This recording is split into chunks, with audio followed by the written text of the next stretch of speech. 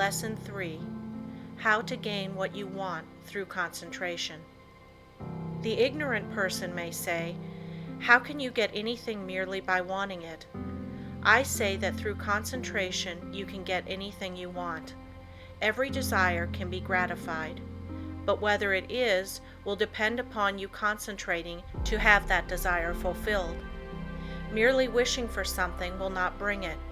Wishing you had something shows a weakness and not a belief that you will really get it. So never merely wish, as we are not living in a fairy age.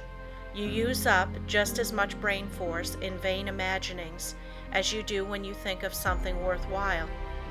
Be careful of your desires. Make a mental picture of what you want and set your will to this until it materializes.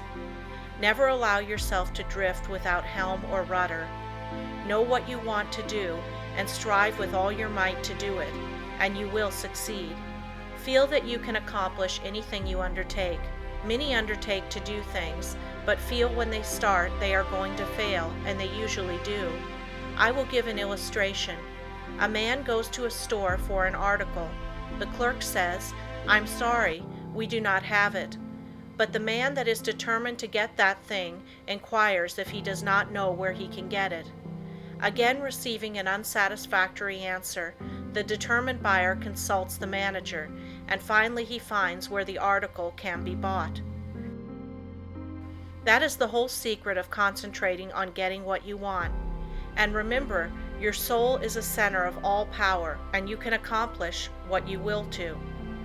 "I'll find a way or make one" is the spirit that wins. I know a man that is now head of a large bank. He started there as a messenger boy. His father had a button made for him with a P on it and put it on his coat. He said, "Son, that P is a reminder that someday you are to be the president of your bank. I want you to keep this thought in your mind. Every day do something that will put you nearer your goal." Each night after supper he would say, "Son, what did you do today?" In this way the thought was always kept in mind. He concentrated on becoming president of that bank, and he did. His father told him never to tell anyone what the P stood for.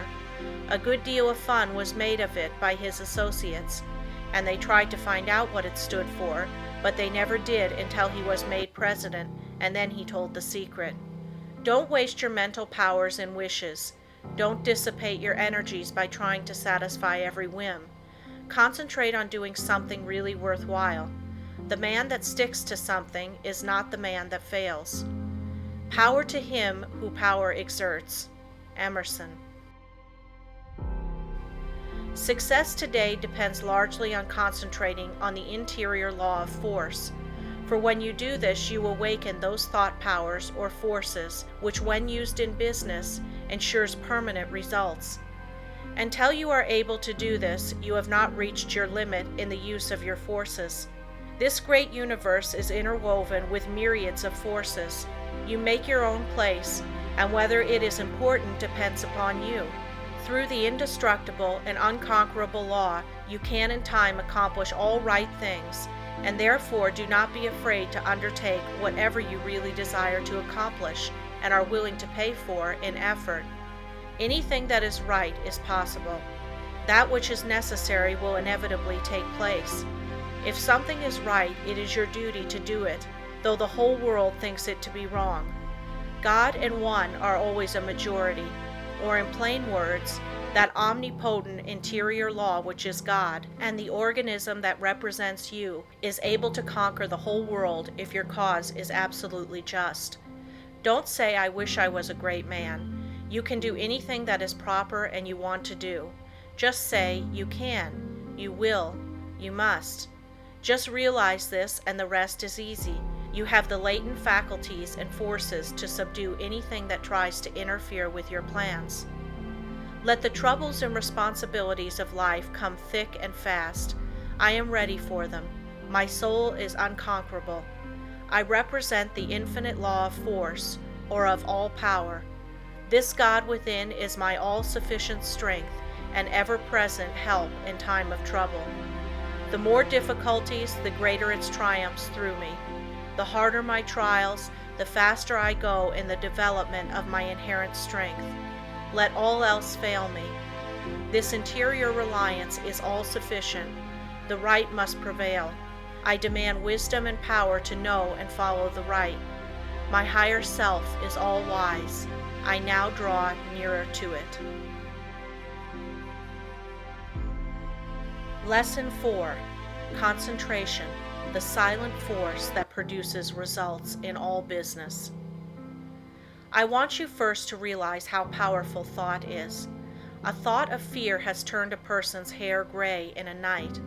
A prisoner condemned to die was told that if he would consent to an experiment and live through it, he would be freed. He consented. They wanted to see how much blood a person could lose and still live. They arranged that blood would apparently drop from a cut made in his leg. The cut made was very slight, from which practically no blood escaped. The room was darkened, and the prisoner thought the dropping he heard was really coming from his leg.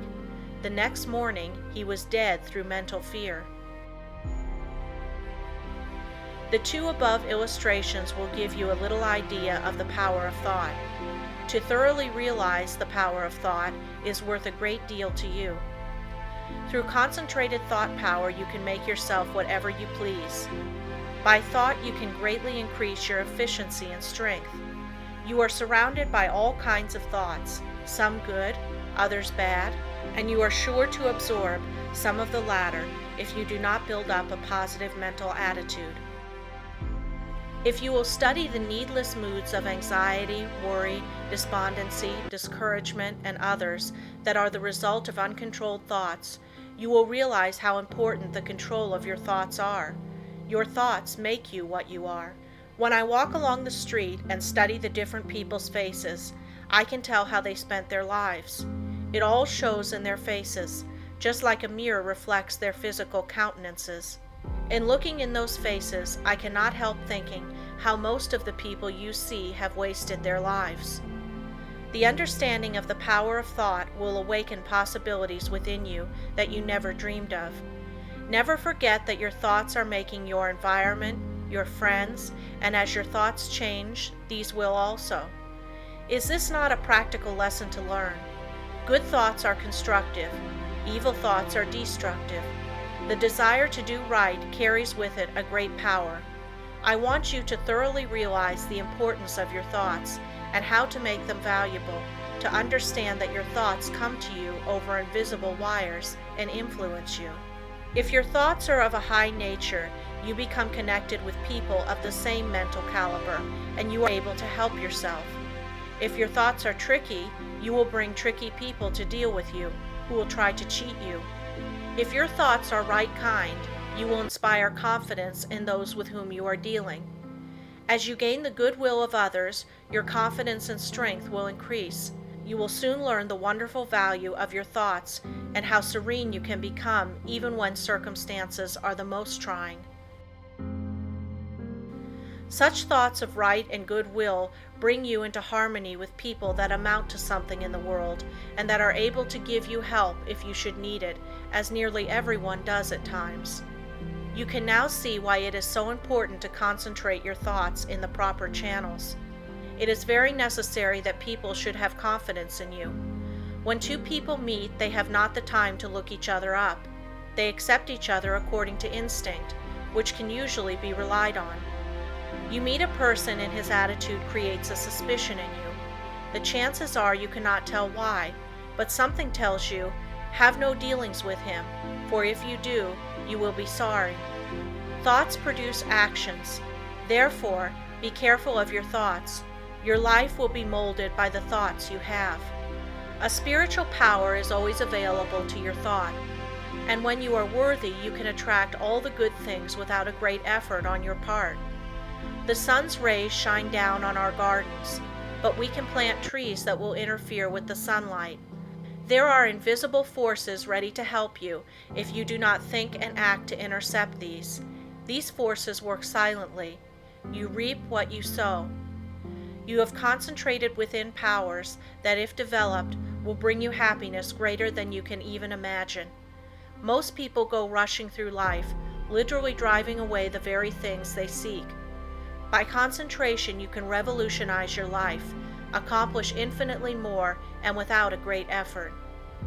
Look within yourself and you will find the greatest machine ever made. How to speak wisely. In order to speak wisely, you must secure at least a partial concentration of the faculties and forces upon the subject at hand. Speech interferes with the focusing powers of the mind, as it withdraws the attention to the external and therefore is hardly to be compared with the deep silence of the subconscious mind, where deep thoughts and the silent forces of high potency are evolved. It is necessary to be silent before you can speak wisely. The person that is really alert and well poised and able to speak wisely under trying circumstances is the person that has practiced in the silence. Most people do not know what the silence is and think it is easy to go into the silence, but this is not so. In the real silence, we become attached to that interior law and the forces become silent because they are in a state of high potency or beyond the vibratory sounds to which our external ears are attuned. He who desires to become above the ordinary should open up for himself the interior channels which lead to the absolute law of the omnipotent. You can only do this by persistently and intelligently practicing thought concentration. Hold the thought. In silence, I will allow my higher self to have complete control. I will be true to my higher self. I will live true to my conception of what is right. I realize that it is to my self-interest to live up to my best. I demand wisdom so that I may act wisely for myself and others. In the next chapter, I will tell you of the mysterious law which links all humanity together by the powers of cooperative thought and chooses for us companionship and friends. End of Lesson 4.